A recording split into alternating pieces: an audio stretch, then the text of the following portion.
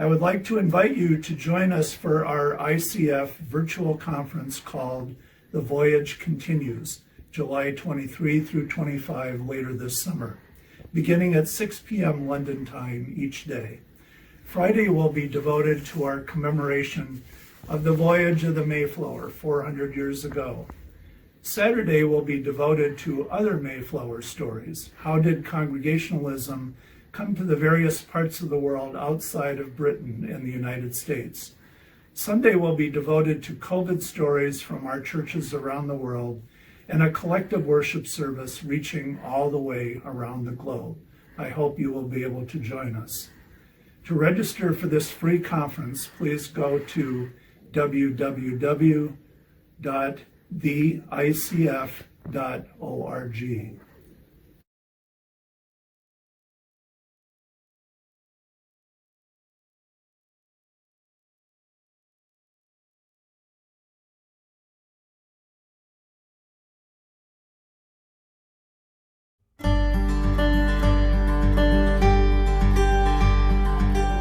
The first thing for me to do is lots of research, and that could be going to a place, talking to community, working with the community.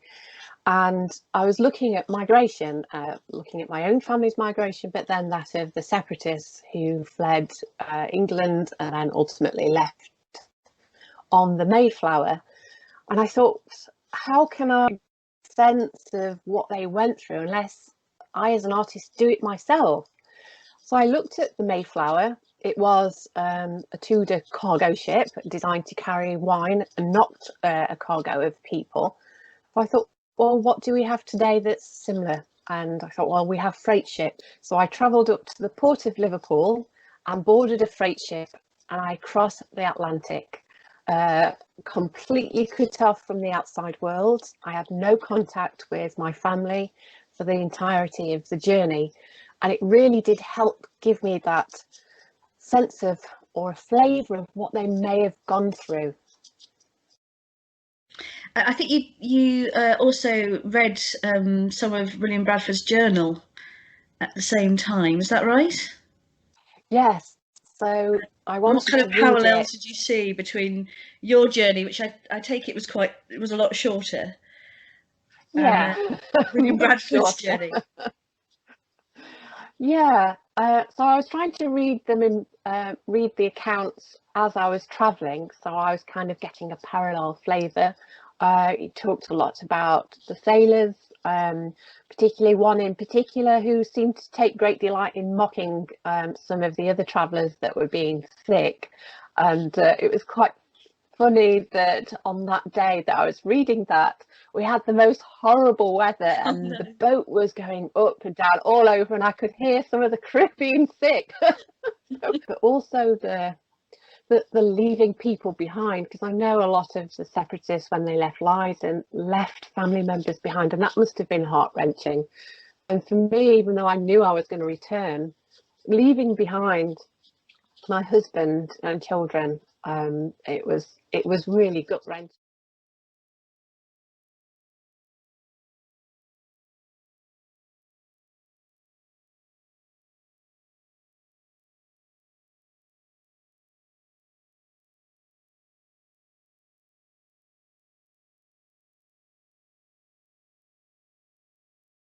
So as each piece went on, I felt like I was becoming the Pilgrim woman, and it really does change your posture, the way you hold yourself, the way that you move through this piece of clothing.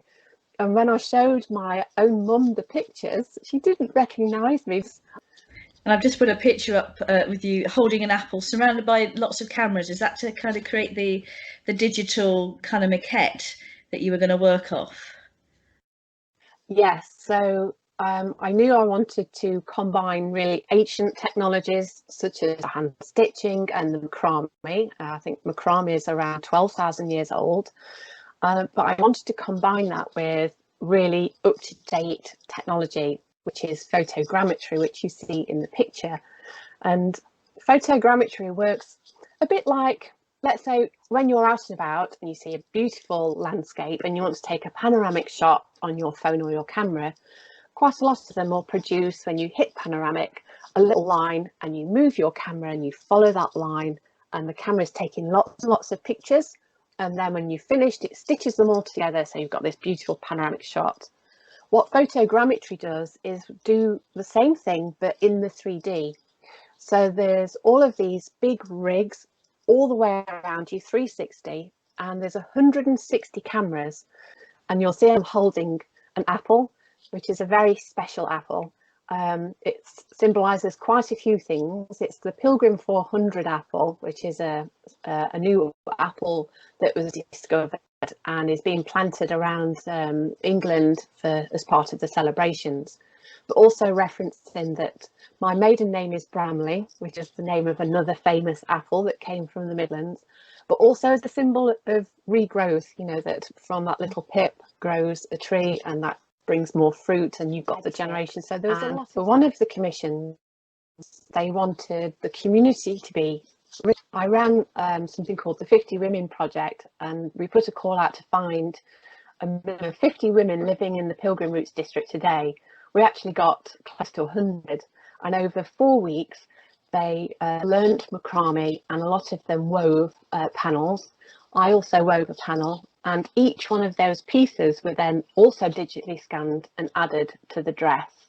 So for one of the commissions, it has an intricate pattern, and for the other commission, her dress is left plain. And from that digital file, you can then send it to a special 3D printer.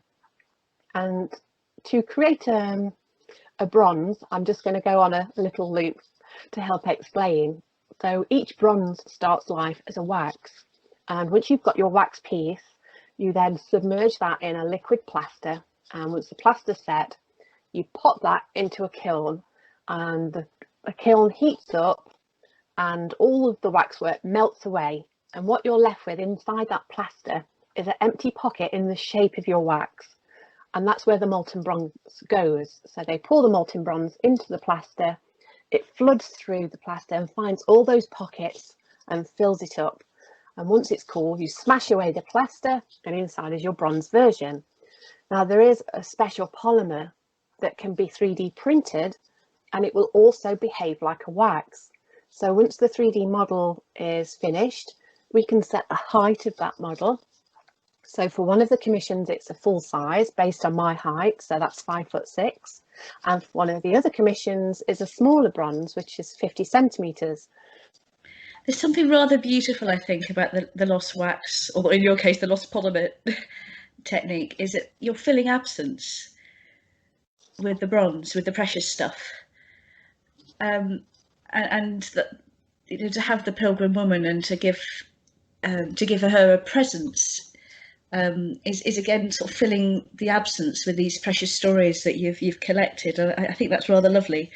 And do we have a time scale on when there's with COVID and everything else? It's obviously impacted this project. Do we know when that's going to take place? Yeah, COVID did impact it quite a bit, but I'm pleased to say that we're back on track. We're hoping to have the Gainsborough Pilgrim Woman installed this autumn, and the Austerfield one is going on a short stay in Doncaster first. It's going to be housed in the new Danham Gallery,